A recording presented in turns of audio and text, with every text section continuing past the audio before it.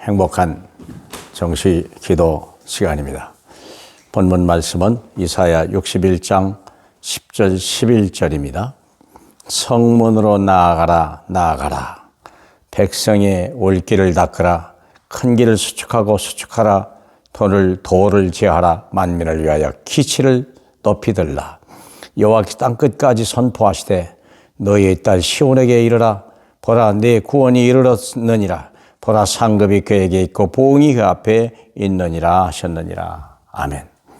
여러분이 가는 직장, 여러분이 사는 그 땅, 여러분이 만나는 어떤 사건, 그게 그 통해서 내가 선 곳에 깃발을 꽂아라. 지나가는 데는 뭐 그렇게 필요 없고요. 내가 머물러야 될 수밖에 없는 그곳, 직장을 가든지 군대를 가든지 해외를 가든지 여러 가지 훈련을 가든지 연수를 가든지 그곳에 우리가 그 깃발을 꽂아야 하는데 처음부터 꽂으면 안 되고 거기에 조용히 기도하고 있어야 돼요. 왜냐하면 우리가 직급이 낮을 수가 있거든요. 요셉 같으면 노예 신분이거든요. 노예 신분이지 다니엘 같은 사람 제 친구들은 환관이에요. 환관. 무슨 힘이 있겠어요 생각해 보세요. 예. 그런데도 불구하고 그들은 조용히 흑암을 꺾고 있는 거예요. 그러다가 어느 날 사건이 터지고요. 어떤 기회가 오는 거예요.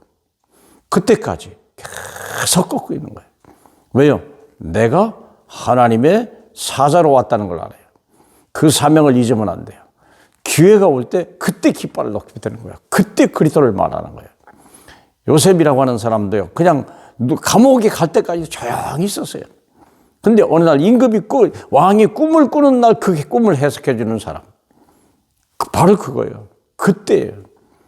또 그러잖아요. 에스더 같은 경우도 모르드게가 처음부터 절대 유다인인 걸 말하지 마라. 말하지 말라고 그랬어요. 근데 어느 날 갑자기 말하라 그랬어요. 그 이유는 뭐냐? 시간표가 온 거예요. 사건이 터진 거예요. 위기가 온 거예요. 그렇기 때문에 우리가 조용히 있다가 어느 날 사건이 터질 때 그때 내가 선 곳에 깃발을 들어라. 이미 터진 곳에 갈 수도 있겠죠. 그러나 조용할 때는요. 지금 떠들으면 안 돼요. 그렇죠. 그때 이 기껏 그리스도의 말만 해도요. 흑암이 무너지는 거예요. 너무 갈급하고 너무 사람들이 어려울 때 그때 그리스도를 딱 선포하면요. 흑암이 딱 무너져요. 난공불락 그게 그리스도에 무너지는 거예요. 여리고 성이 무너지는 시간이 온다니까요. 이 성이 어떻게 무너질까 하는데요. 한 번만 지진이 와버리도요. 그때 끝나는 그 시간표까지 조용히 기다리는 거예요. 그러면 순간에 보호자의 권세가 역사해요. 이게 절대적인 능력으로 역사하는 거예요. 그게. 그래서 여리고가 무너질 때까지 무너지는 거예요. 그때 천만 천사가 동원되는 거예요. 보호자의 권세가 역사할 때 하나님의 절대 계획이 이루어져가 하는 날 천만 천사가 동원되고 그때 그러면 어떻게 됩니까? 우리가 감추어진 제자들이 나타나요. 감추어진 제자. 그때 크게 봄날에 싹이 돋듯이 꽃들이 그냥 밤새 겨울 내내 있다가요. 따뜻해지잖아요. 그때부터 막 싹이 일어나고 거기서부터 아름다운 잎이 나고 꽃이 피는 역사가 일어나는 거죠. 그걸 찾아야 돼요. 목적은 그거였어요. 그렇게 되면 어떻게 되냐? 하나님 나라가 임하고 모든 환경이 다 변하는 거예요. 얼마나 어렵습니까? 안 믿는 남편 때문에 얼마나 낙심하고 또 방황하고 타락하는 자녀들 때문에 얼마나 낙심합니까? 그때 당황하거나 그럴 필요 없어요. 대적할 필요 없어요. 원망불평하는 사람은요. 이미 게임 지어버린 거예요. 우리는요. 하나님 앞에 감사하고요. 왜? 우리는 이미 승리한 싸움을 싸우고 이긴 싸움을 하니까 이미 성취된 걸 가지고 우리는 싸운다고 그랬잖아요. 이미 완성된 걸 가지고 우리 하나님은 우리에게 시킨 거예요. 우리가 감당하지 못할 문제를 처음부터 허락하신 법이 없어요. 그리고 혹시 어려울 때는 피할 길을 주신다고 고린도전서 10장 13절에 얘기해놨잖아요. 그리고 아니 실패하는 것 같아도 괜찮아요. 앞이 안 보여도 괜찮아요. 어느 날 모든 게 합력하여 선을 이루어서 이루어지는 날이 와요. 그렇죠? 로마서 10장 28절이죠.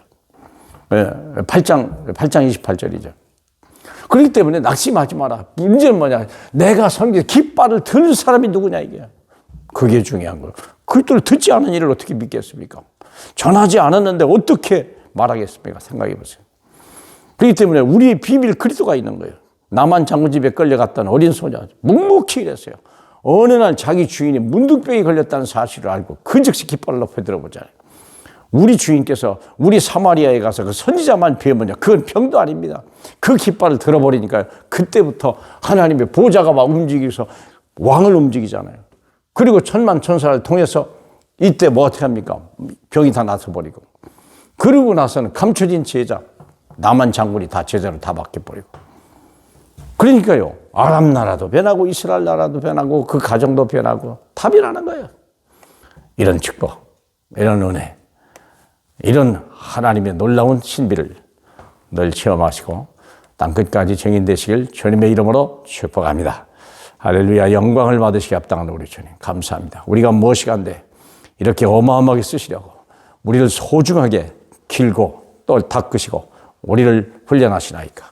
하나님 아버지 절대 포기하지 말고 흔들리지도 말게 하고 하나님의 시간표까지, 하나님이 부르시는 그날까지, 하나님이 높이 들은 그날까지 우리가 그리스도 외치게 하옵소서. 예수님 이름으로 기도합니다. 아멘.